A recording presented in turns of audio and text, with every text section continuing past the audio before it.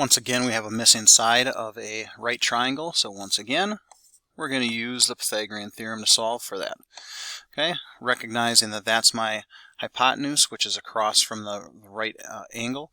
That's where I'm going to plug in the value of square root of 257, and we're dealing in centimeters here, so we will square that side.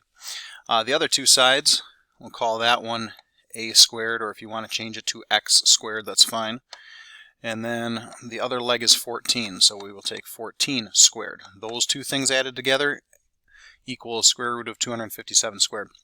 So now let's go through and do the algebra of this. A squared remains what it is. 14 squared, when you plug that in your calculator, you get 196. Maybe that's one you've memorized by now.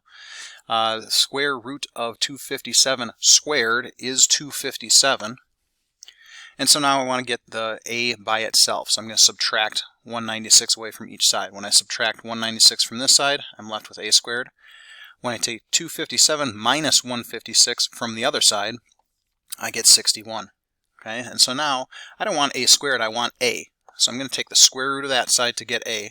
And if I do it to one side, I need to do it to the other side.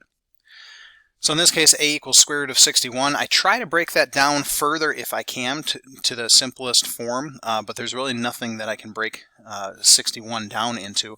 So this is the distance, square root of 61, and we're talking in terms of centimeters here, of that side of the right triangle.